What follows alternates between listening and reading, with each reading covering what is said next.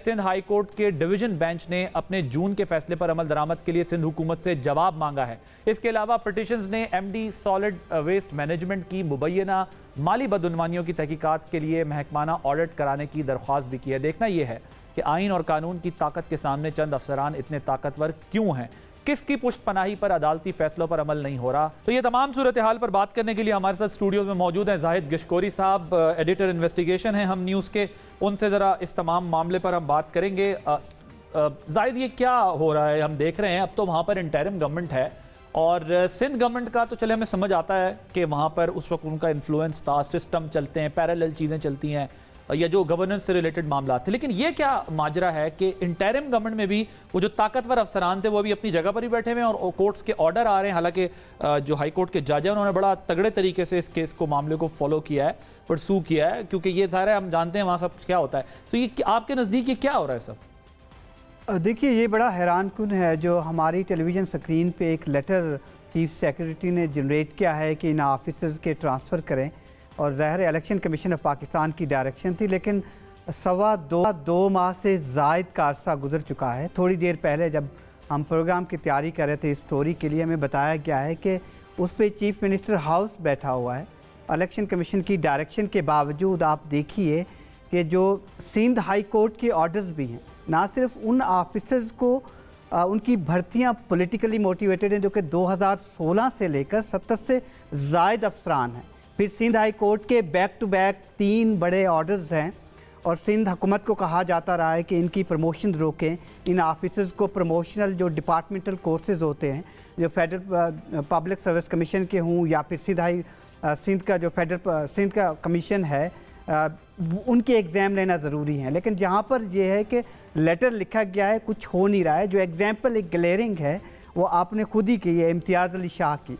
इनका नाम भी स्क्रीन पे इस वक्त चल रहा है, ये मार्क हुआ हुआ है कि इनको इंटरिम गवर्नमेंट में भी जो है अभी तक नहीं हटाया जा सका और ऑर्डर्स हैं चीफ सेक्रेटरी ऑफिस के, लेकिन उसके बावजूद ऐसा नहीं हुआ। और ये नहीं हुआ, और ये बड़ी इंपॉर्टेंट पोस्ट है जो कि जून 2023 में हाई कोर्ट का फैसला आया 5 ऑफिसर्स पर कि जिनको बताया गया है सर्विसेज डिपार्टमेंट ने, जो सिंध का है, ऑफिसर्स ने मैंडेटरी एग्ज़ाम नहीं लिए, इनको वो 6 महीने के अंदर अंदर लेने हैं। तो इसी केस में आप देखिए कि ये इंपॉर्टेंट पोस्ट हैं, जिस तरह इम्तियाज़ अली शाह हैं, ये डायरेक्टर जनरल हैं। लेकिन ये आपके लिए हैरान कौन बात है कि जो इस वक्त निगरान वज़ीर आला हैं वो खुद भी एक जज रह चुके हैं, चीफ जस्टिस रह चुके हैं सिंध हाई कोर्ट के, और इस वक्त उनके दौर में ऐसा हो रहा है कि जो कोर्ट के ऑर्डर थे उन पर भी इम्प्लीमेंट नहीं होता दिखाई दे रहा, और साथ में जो इलेक्शन कमीशन की वाज़ेह हिदायत हैं जो आपने बताया कि ग्रेड 19 के लिए जो है वो ट्रांसफ़र पोस्टिंग्स की, उस पर भी इम्प्लीमेंट नहीं हो रहा। तो आपके लिए कुछ हैरानकुन बात है? हैरानकुन इसलिए है कि या तो ये जानबूझ के एक अबैटिंग का रोल है, जो पुराना रिजीम चल रहा था, जिस तरीके से आपने देखा कि सैयद हसन नकवी को रातों रात हटा दिया गया है। आपको पता है कि खबर क्या है, इसमें क्यों हटाया गया है? ये आप प्रिंसिपल सेक्रेटरी जो हसन नकवी हैं उनकी प्रिंसिपल सेक्रेटरी चीफ मिनिस्टर निगरान सिंध के थे, उनको रातों रात हटा दिया गया है, क्योंकि ये पिछले जो चीफ मिनिस्टर थे उनके दोनों टर्म्स में सेक्रेटरी फाइनेंस के तौर पर भी काम कर चुके हैं। और आप जो नया आना शायद आए, जो मोस्ट लाइकली हमें बताया जा रहा है, वासिफ अब्बास, वो भी इन्हीं के बैचमेट होंगे। तो चीफ मिनिस्टर निगरान कितने बेबस हैं, या उनको इन चीज़ों का मालूम नहीं है कि जो कि रिकमेंडेशन भेजी गई है चीफ सेक्रेटरी की जानिब से, ये इंपॉर्टेंट पोस्ट है, इलेक्शन कमीशन का ऑर्डर है कि इनको आप चेंज करें। 2.5 महीने गुजरने के बावजूद भी कोई चेंज नहीं होता है, बल्कि उनको मज़ीद इंपॉर्टेंट पोस्टिंग सिलेक्टिव बेसिस पे दी जाती है। तो आपके ख्याल में प्रिंसिपल सेक्रेटरी जो है चीफ मिनिस्टर के इंटरिम के, इनको हटाना एक बड़ी मूव है? बहुत बड़ी मूव है। ये ब्यूरोक्रेसी की या तो पावर बताती है, या पिछला रिजीम है जो उसकी रूट्स इतनी डीप हैं कि निगरान हुकूमत बेबस नज़र आती है कि उनको काम चलाने हैं, जो हाई प्रोफाइल पोस्टिंग है, जिनके बाकी जो आपने नंबर जो नाम शेयर हो रहे होंगे टेलीविज़न स्क्रीन पर, नाम ऑर्डर्स वगैरह में शामिल है, उसमें देखिए जो पॉलिटिकली मोटिवेटेड हैं, जिन्होंने एग्ज़ाम कभी नहीं दिया और ग्रेड 17 में भर्ती हो गए थे, 70 से ज़ायद ऑफिसर थे। आप अगर एक एग्ज़ाम्पल लें, मखदूम अमीन फ़हीम के 2 भाई ग्रेड 21 तक पहुँचे हैं, उससे कोई एग्ज़ाम नहीं लिए गए।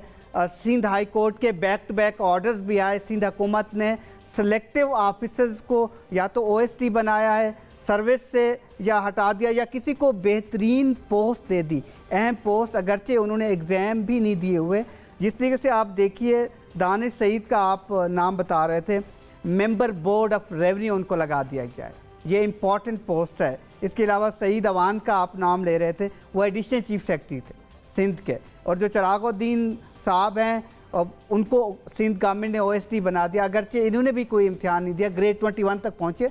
और इस तरह के ऑफिसर जिन्होंने कोई इम्तिहान नहीं लिया, ग्रेड 17 में आए थे और सिफारिशों की बुनियाद पर ग्रेड 20, 21, 19 ग्रेड ले लिया, और वो भी सिंध हाई कोर्ट में गए हुए हैं। ये भी आपको मालूम होगा कि उन्होंने कहा है कि तो ये सवाबदीदी इख्तियारात इस्तेमाल करके चीफ मिनिस्टर ने, साबका चीफ मिनिस्टर ने जो है जो गलत है, बचाया है। सिंध हाई कोर्ट के आर्डर में ये बाकायदा लिखा गया है जजेस की तरफ से कि चीफ मिनिस्टर सिंध जो कि सवाबदीदी इख्तियार इस्तेमाल नहीं कर सकता, गैर कानूनी है कि बगैर एडवर्टीजमेंट के, बगैर इसके डायरेक्टली 17 ग्रेड में भर्तियां करें और फिर आप बगैर उसको प्रमोशन देते जाएं। क्योंकि पिछले चीफ मिनिस्टर ने भी 5 इसी तरह के ऑफिसर्स को जिन्होंने एग्ज़ाम नहीं लिया हुआ, तो उसमें 3 ऐसे थे जिन्होंने एग्ज़ाम कभी नहीं लिया, जो कि स्पेशल एग्ज़ाम होते हैं ग्रेड 1 का और 2 का, वो नहीं लिया हुआ था। उन्होंने ग्रेड 21 में उनको पोस्टिंग अपग्रेडेशन यानी कि प्रमोशन दे दी है, जो कि अदालत अब कह रही है कि इनको आप इनसे डिपार्टमेंटल एग्ज़ाम लें। अगरचे तकरीबन 25 ऑफिसर्स के सिंध तो ये जो लिस्ट हमारे सामने है जाहिद, इनमें से जो लोग हैं उनके तमाम के ट्रांसफ़र पोस्टिंग्स रुके हुए हैं बिकॉज कुछ मखसूस लोग सीटों पे बैठे हुए हैं, या फिर कुछ के हो गए कुछ के रोके? नहीं, देखिए जो हमारे पास अभी मालूमात आई हैं इसमें टॉप पे तो यही है जो सिंध मैनेजमेंट, उसके लिए उन्होंने मुझे जहाँ तक याद आ रहा है नसीमुद्दीन सिद्दीकी जो कि एक ऑफिसर्स हैं, उनको कहा था कि इसको लगाइए सिंध के जो MD वेस्ट मैनेजमेंट के। लेकिन अभी तक जो लेटेस्ट इन्फॉर्मेशन, थोड़ी देर पहले ही जो चीफ सेक्रेटरी का ऑफिस है उसके एक अहम तरीन ऑफिशियल से मेरी बात हुई है, उनका ये बताना है कि हमारा काम तो है ऑफिसर्स को इलेक्शन कमीशन की डायरेक्शन को फॉलो करते हुए हमें बताना है कि ऑफिसर्स को चेंज करें, क्योंकि ये निगरान सेटअप है, आपको एक फेयर प्लेइंग फील्ड देना है तमाम गवर्नमेंट के लिए। लेकिन पिछला रजीम इतना डीपर था जिसमें सिर्फ 1, 2, 3, 4 ये लोग नहीं, और भी बहुत सारे सेक्रेटरीज बैठे हुए हैं। सो अभी तक प्रोसेस ही नहीं हुआ कि वो जो है वो मसला आगे बढ़े और उसके बाद इलेक्शन कमीशन के जो है कमात है कि ट्रांसफर पोस्टिंग्स होनी चाहिए, वो तो प्रोसेस ही आगे नहीं बढ़ने देते कि ये यही तो एक वजह है चीफ इलेक्शन कमीशन ने। तो ये पोस्ट इतनी इंपॉर्टेंट क्यों है कि इसके लिए किसी को हटाया नहीं जाता या चेंज नहीं किया जाता? देखिए ये जो ऑफिसर्स हम डिस्कस कर रहे हैं इसमें ज़ाहिर है जो इतनी इम्पोर्टेंट है, इसमें वेस्ट मैनेजमेंट जो अथॉरिटी है, पूरा एक डायरेक्टोरेट है पूरे सिंध का और पूरा कराची पाकिस्तान का सबसे बड़ा वो है। अब इसमें बहुत सारी स्पेकुलेशंस हैं, मिसयूज़ ऑफ अथॉरिटी भी सम टाइम होता है, पिछले उस पर एलिगेशंस भी रहे हैं कि वहाँ से मेजर पैसा जनरेट किया जाता है जिसको बाद में। लेकिन कराची का कचरे का मसला फिर भी हल नहीं होता। ज़ाहिर एक बहुत बड़ा एक अथॉरिटी है, यही तो एक वजह है कि standing order Sindh high court के अभी तक तो उस पर कोई अमल दरामद नहीं हुआ।